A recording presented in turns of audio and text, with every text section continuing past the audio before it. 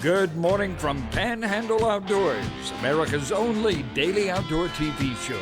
Your source for fishing, hunting, and information for folks who enjoy the great outdoors. Now sit back, relax. It's Panhandle Outdoors.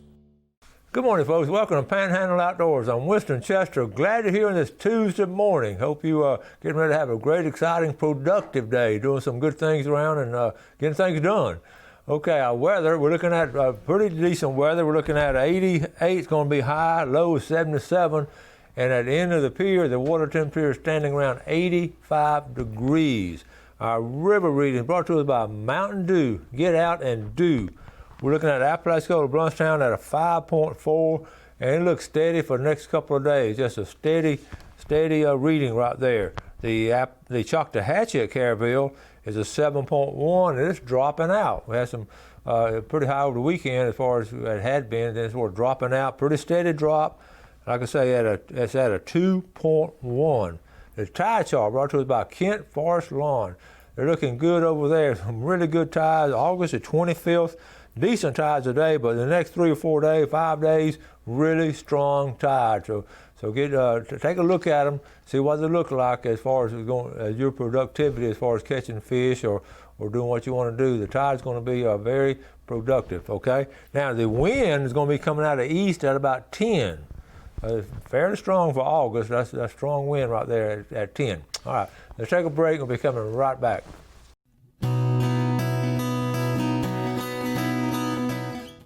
Okay, welcome back. You know, while we're talking about fishing game times, and we'll give them every day, brought to us by Blue Water Outriggers, and I know a lot of y'all pay attention to them. It's nice to get some feedback every now and then about catching or seeing something during feeding time. This is one of our viewers, Robbie Freed. We've been messaging back and forth. He's one that had some tarpon, and caught some tarpon. I asked him how tarpon fishing was, and he said, okay, look up here on the screen. I haven't tried in a few weeks. We've been working on beautifying our yard a lot lately. No, don't we all do that? However, I am paying attention to the game times and noticing that the fish activity in the pond picks up around these times. That's just another testimonial to that. That's good. Thank you, Robbie. Listen, Scott Kelly, y'all see this. This is a kayak, and what is up there in the kayak? See, I'm thinking that was a bird's nest got up in there, and Scott, that's a copperhead in there. So you don't stick your legs in there to make sure nothing up in there. That's a local picture there. I just ran across this. If I was teaching, I'd show this today with my students. Life tip: hang out with people who make you forget to look at your phone. Now, isn't that so true this day and age? And they're camping, you see they're camping, and all of a sudden those things are less important. Brooke Moulton Lloyd, her husband Jim Lloyd, with their 2 girls. Brooke is assistant principal at Petronas Elementary. She was at Motorville. I got to know her for years. Great lady. We're raising those 2 girls right. She and Jim works at a staff office in charge of finance. And look at those scallops. And you can see behind them is Black's Island. So you see I tell people to go to Black's Island. Another thing I want you to notice about this picture, 2 things. The dog doesn't seem that interested in having his picture taken. And the second thing, look at the grass.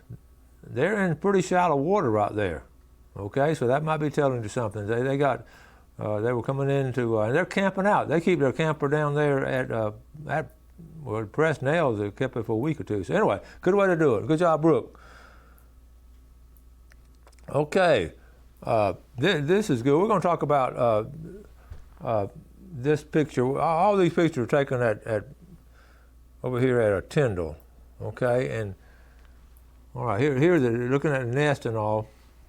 All right, and here's I just want to show you Tyndall, just a natural beach. You don't have any development on it, and you can see the results of protecting those nests.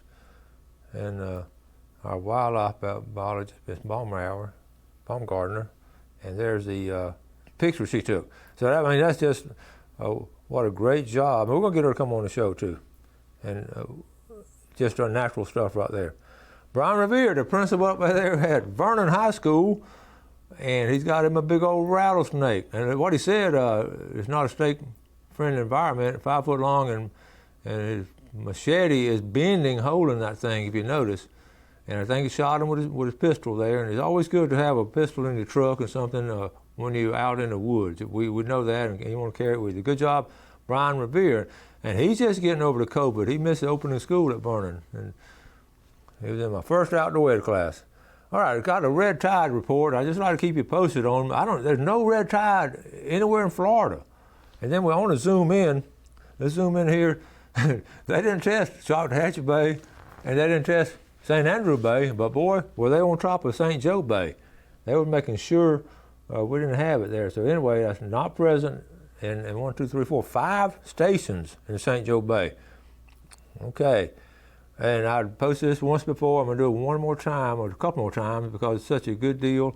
It's exactly a month from today, September the 26th. Put it on your calendar. And Southeastern Dog Hunter Association, Season of Hope, doing a cleanup in a national forest. Saturday, September 26th from 6 a.m. Central Time, okay, and 7 a.m. Eastern Time. So check it out and help out on that. Michael Harris and those guys are behind that. Can y'all read horse from this, from left to right on the horse? H-O-R-S-E. Now my granddaughter Ashley loves horses, and I'm gonna send this to her. I just thought that was cool. Okay, Jeremy Pridgeon, talking about some cool things. Jeremy grew up in Weewall. His mom and dad, they've been there a long time. I don't know if it's third, fourth generation in Weewall. Jeremy is now the pastor at First United Methodist downtown. He has a deep appreciation of Weewall and the Dead Lakes. And he took these pictures, and I think that is just, to me, a framer. This is just a special area in Weewall. It always has been. The Dead Lakes area. Here's another picture. Look at that big old stump there. I mean, that is absolutely gorgeous. Jeremy, thank you for taking these. Got them a sunset here. The Dead Lakes at Weewall. And there've been all kind of people fish those over the years. Okay. And my buddy Jeff Carroll, he took his friend Angie Bishop out floundering the other night, and here's a better picture of it. A nice flounder, Jeff. Jeff's got a fine floundering rig right there. And good job taking your friends with you. He takes a couple of people with him on a regular basis. Okay, that's gonna take care of enough pictures for this segment. Let's go and take a break, and we'll be right back. Okay, welcome back. The earlier pictures I showed at Tyndall and all showed the young lady there. That's Danielle Baumgartner. That is, she's a U.S. Fish and Wildlife biologist out there, and she was the one that took the pictures and sent them. So thank you, Danielle, for doing all that.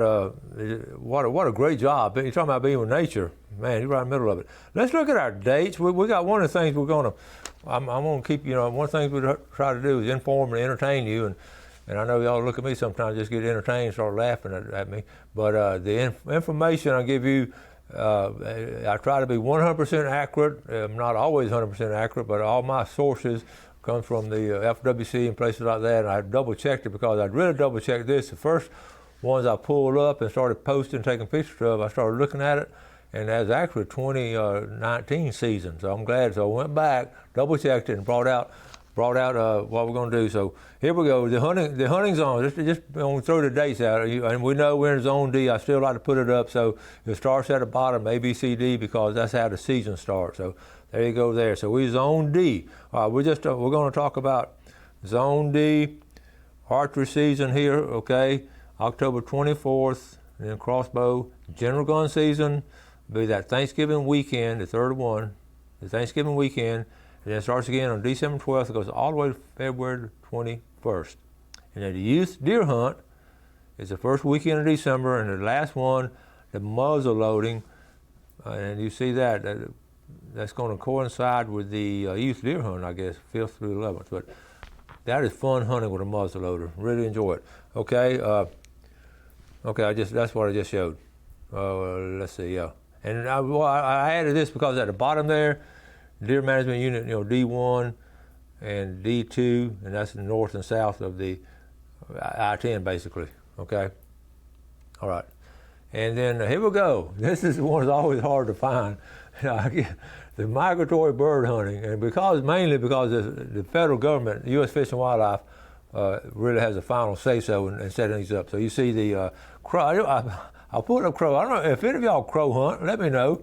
There's no bag limit. I mean, I don't know why you shoot a crow, but I guess people like to. But they got a season on them. All right. Canada goose, and we talk about it over there in Lake Seminole, a lot of them, and it's September the 5th, which is not, that's like 10 days from now. September the 5th through 27th. You can kill 5 of those things, and they're good to eat, as they say. And then I got regular duck season. This is what we call the teal and wood duck. That's September 19th through 23rd. Okay, that's the early one. And then then of course Thanksgiving and then December 12th. Okay, and then woodcock. I know some people hunt woodcock, but that's a specialized group there, and so y'all pretty well know what you're doing. This is important. Youth waterfowl hunting days are November 14th and February the 13th. Taking a kid out and if you got some decoys and work them on it to show them how to do those kind of things, that's cool. And they've gotten over the years, they've started doing the veterans and military waterfowl days. So February the 6th through 7th. And you just sort of check. The Apalachicola Bay area is good hunting at that point in time. Okay. All right. Let me show you this one more picture here. Allison McNeil, Florida Panhandle Hunters. What's the best way to eat a frog? Now look at there. Look at those frogs. The best way to eat them, you clean them. Now don't they look healthy right there? Look at that meat. That looks good. Jeff, you want some of that, don't you? He said it's good. It's good. Okay. And what are you going to do? Everybody answered, when she asked the question, everybody answered fried. Fried frog legs. Their restaurants sell these things. Okay. Now let's talk a second about, I've eaten frog. It's good. It really is. Tastes like chicken. They jump, those legs are healthy. Let's talk about scalloping a little bit. One of the things I wanted to, we really had, we sort of piddled with it. We hadn't really been out in the boat. We sort of waded around, done some things and all. But one of the things I wanted to talk about, why in the world is scalloping so popular, and it's just so many people doing it now. When it just started out, it's real easy to figure out. Number one, it's so easy, even a kid can do it. And that's the basics of it right there. Because so many, like you saw the picture of Brooke Moulton Lloyd with her kids, and we started the same way. I've told you before, get out so the kids can do it. So if the kids can do it, it becomes a family activity. And taking your family out on weekend or doing outdoor stuff, and being successful at it, as far as actually getting something to eat, and it doesn't get any better than scalloping. So that's a big reason. And then they're also, and they're the meat hunters, and that's another group. Their success is how many pints they get, and that's another group. And I personally don't. When I was younger, and there were a lot of scallops out there, we froze some, but we're not big on freezing a lot of scallops. We freeze some, but we're going to eat them within a month or two. But anyway, that's another story. I want to talk about the popularity. I also want to talk about the area here. I've got this on Google Earth, and one of the things, I was up this weekend, we went down to, I'm going to try, what I'm talking about, I'm just going to actually keep it in the middle of the screen, okay? So one of the fun things to do is just sort of ride around and check on people. Okay, here's Conch Island. Okay, remember me talking about, I took a picture of this road right here, right here in the center. See that bridge? Okay, that's going out past Presnell's. Okay, and I talked it because several years back, Kelly and I were driving down there. The speed limit is 55. I was going about 45. But there were all kind of cars parked beside the road, and a kid ran out. And I thought, oh my goodness, how dangerous! Because they're not in a room to park. The car's right next to the road. So they put, I don't know if the county commission were listening to the show or something. They ended up putting no parking there. Well, guess what? Saturday afternoon, I was coming back through. Guess what? 4 cars were parked there. It's just a dangerous spot. But anyway, what they do, the reason they park there because they can wade out to the little islands and all, and you see you're not too far from the Blacks Island area. Also, I went up there to, I had 4 or 5 different people that were going down the road, camping out at Presnell's. So I said, I'm gonna go in there and see. I told Gail that I pulled into Presnell's. I said, I guarantee you, I make this loop here, I guarantee you that we'll see somebody. Of course we did. There are people out there called campers. But just look at that circle on the left, the campground. Does that, if you can envision, when I drove in, the first thing I thought about was they're packed in here sort of like a can of sardines. Then there's all this aerial view on the left. Doesn't that look like a can of sardines? Seriously. And I had like 4 or 5 different families, and what they'll do, they'll get in there for for a week, and they're close. It's a campground, but there's a boat launch right there, and it's closed to the general public. And rentals are right. People are starting to rental. If you don't have a boat, check with the rentals down there. You can rent something and go out. So I know I'm spending a lot of time on scalloping, but I just want to do this one segment on it so you don't get caught up on it. So anyway, and the most people. Okay, let me just talk about this. Most people are having success. They're getting them. They're not getting them like they did last year. Last year was a phenomenal. We talked about that, but they're getting them at a steady pace, and we love getting advice from people telling us how to do it. So, but what you just want to move around and find a spot. They're in the holes and they're even in the shallows this year. So just move around. But it's been a really good year so far. I'll tell you what's going to happen, and I didn't know this till Greg Brudnick told me this, because they go to Steinhatchee every year. Same situation, just people piling in from Tallahassee and all, and especially South Georgia. He said what they've done for the first 2 weeks of scallop season, they're limiting the boat to 1 5-gallon bucket full for the first 2 weeks. And I thought, that's not a bad idea. And I don't know if that's FWC rule, or I don't know. I don't know if a county can rule that. Well, I guess it's FWC with the biologist. But I thought, what a good idea, because people were telling me that there are close to 400 boats that opening weekend. And you know, if you can we got a bunch of people on boat, you know, you could cut the harvest in half and still have more and spread it out. What the advantage of that is, spreads out the harvest throughout the whole season. So that's just interesting. So we'll see. I predict that will happen in St. Joe Bay pretty soon. Okay? We're going to take our final break and be right back.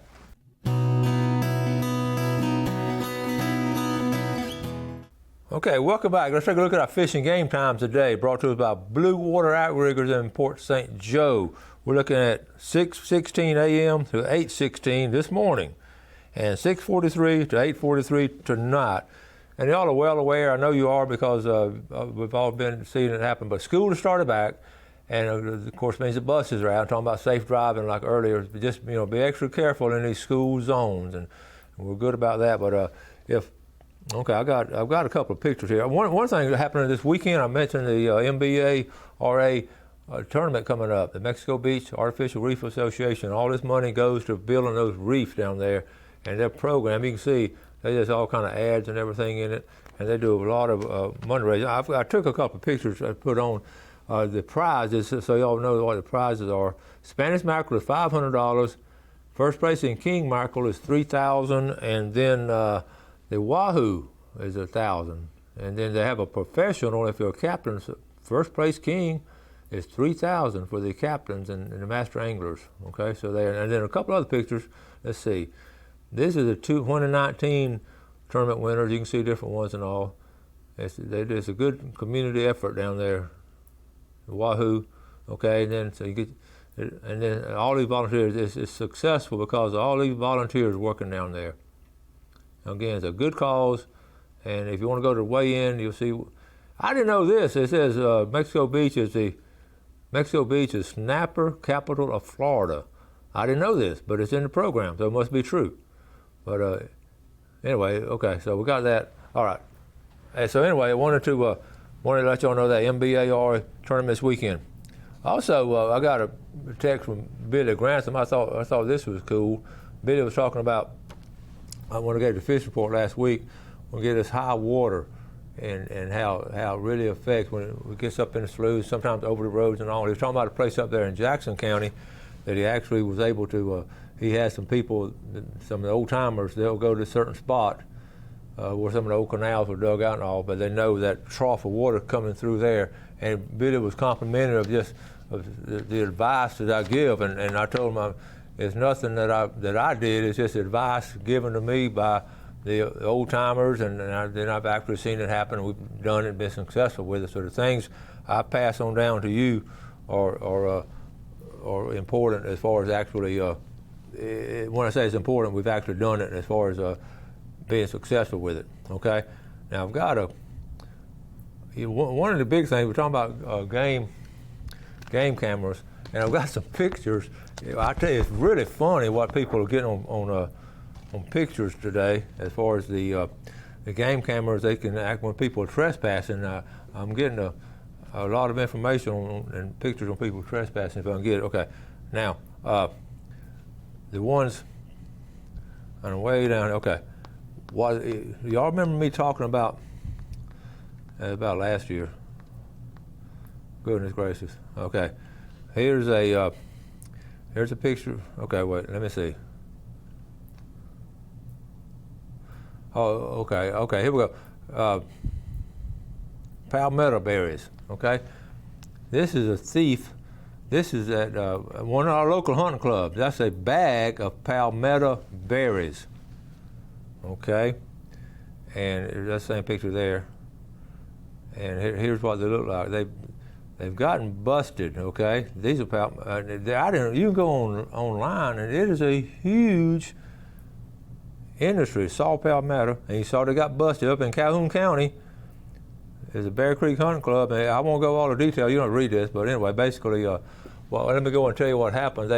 There was a group of people on that Bear Creek Hunting Club. I forget what, 15,000 acres, but they were getting their palmetto berries and trespassing all over the place. And you saw how many they got. Those bags right there, those are the ones that were confiscated, and they had to look out. Had the game cameras up, so when they saw them on the cameras, they called the law. And the law chased them, and they ran. Like 5 of them in the car, and they all jumped out. And I don't know if they weren't our top-notch citizens, I don't think, doing that. They jumped out and ran through the swamp and all that. They did arrest one, but there's a huge industry in the palmetto berries. And you can go online and look that up. And they got like markets we sell them per pound. And that's just, I just didn't know that over the years. And I wonder why people just don't grow them commercially. And I'm up here, I don't know if anybody doing that, but I think there are places in South Florida where they actually grow them commercially. So I just wanted to throw that out at you, that the game cameras, if you don't have one, that's one of the best securities you can have with these game cameras if you have a lot of property. You can even do it at your own house and all. We've talked about that before. Got to wrap it up for today. Thank y'all for watching. Time just flew by. I always have other things to go over. Thank y'all for watching our show. We appreciate the viewership, and you do something good today for your fellow man, and God bless. Thanks for watching America's only daily outdoor TV show, Panhandle Outdoors with Winston Chester, featuring hunting, fishing, and other activities and information to help you enjoy the great outdoors. Join us next time for Panhandle Outdoors.